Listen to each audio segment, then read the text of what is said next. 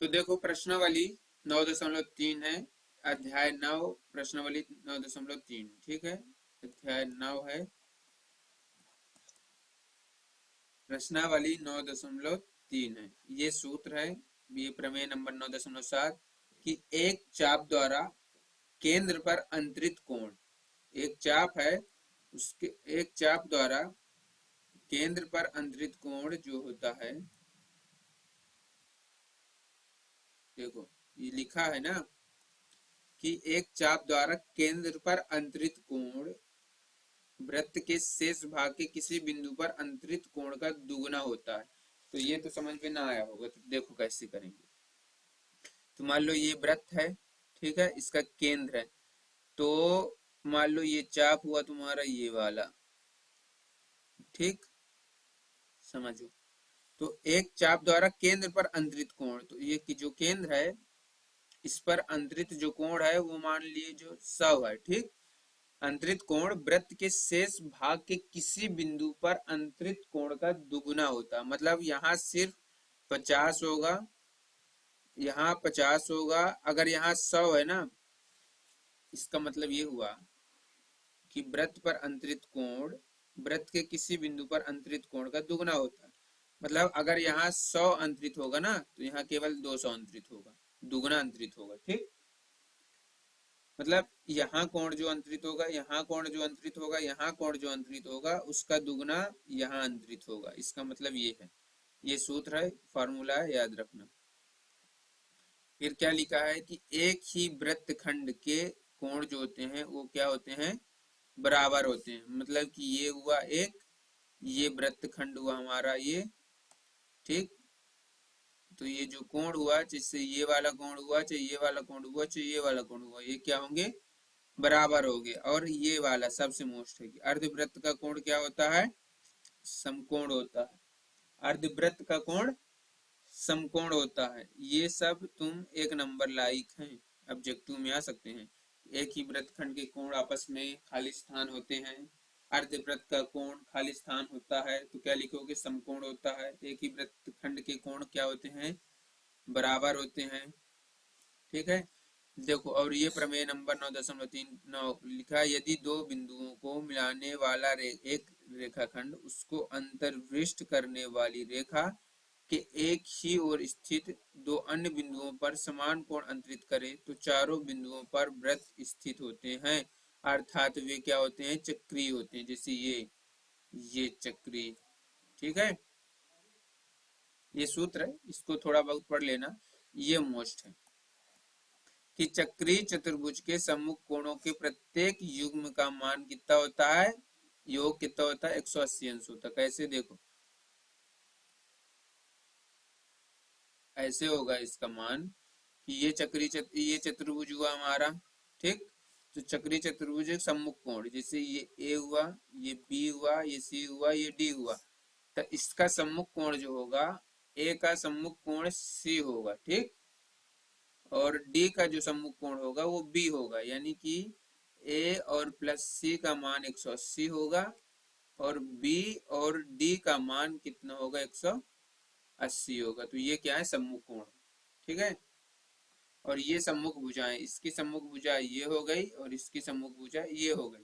तो सम्मुख भुजाएं आपस में बराबर होती हैं और सम्मुख कोणों का मान 180 अंश होता है। तो यानी कि ए प्लस सी का मान 180 अंश और बी प्लस डी का मान 180 अंश, ठीक है। समझ में आया। अब देखो यहाँ, अब देखो, देखो यदि किसी चतुर्भुज के सम्मुख कोणों का एक युग्म 180 अंश होता है तो वो चक्रीय चतुर्भुज होते हैं। ये सूत्र है, ठीक है। अब प्रश्नावली 9.3 चलते हैं, पहला क्वेश्चन की तरफ रुख करते हैं, ठीक, कि पहला क्वेश्चन क्या होगा हमारा।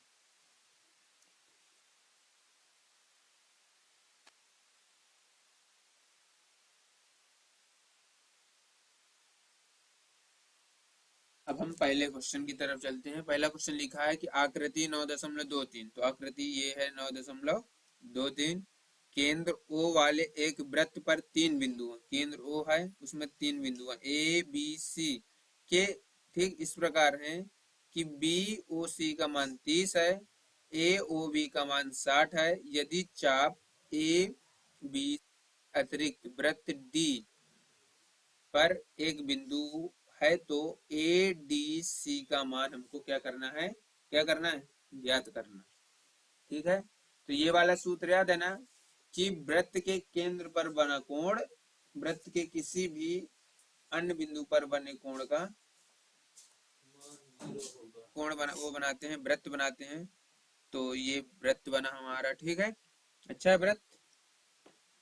चलो ये वृत्त हुआ, इसको हम यहाँ वहां खसका देते हैं। कहाँ खसका दें, यहाँ रख दें। ठीक है, ये कौन सा है, क्वेश्चन नंबर 1 है 9.3 का। पहले हम चित्र बनाते हैं, फिर उसके बाद अब हम किसकी तरफ रुख करते हैं, ये लेते हैं। ठीक है, तो देखो यहाँ से ये बिंदु डी हुआ, यहाँ तक हुआ ना डी, है ना, और सी कहाँ तक हुआ, सी तो यहाँ तक हुआ ये। ठीक है, ये केंद्र हुआ ओ और ये हुआ ओ, है ना, और यहाँ से यहाँ तक हुआ बी। चित्र अच्छे से बन गया, अच्छा लग रहा है चित्र। ठीक है, अब देखो यही कलर से हम लिखते हैं। इसका नाम क्या है, बी है। ठीक, इसका नाम सी है, इसका नाम ए है, इसका नाम डी है डी, इसका नाम ओ है। अब हम कोण की तरफ चलते हैं, तो देखो इसका कोण का मान कितना है, 60 है, और इस कोण का मान कितना है, 30 है 30। तो अब क्या क्या दिया हुआ है ये ज्ञात करते हैं। चलो आज इसी पे हल करते हैं। दिया है, समझ में आ रही है ये वाली पेन की नहीं समझ में आ रही, आ रही समझ में, हाँ ये वाली पेन। तो शांत रहो। ठीक है, क्या दिया हुआ है कि कोण बी सी का मान कितना दिया हुआ, बी ओ सी का मान 30 डिग्री दिया, और ए ओ बी का मान 60 डिग्री दिया है। ठीक है, और हमको ज्ञात करना है ए डी सी का मान ज्ञात करना। क्या ज्ञात करना है, ए डी सी का मान ज्ञात करना है। तो चलो देखो कैसे ज्ञात करेंगे। कि हम जानते हैं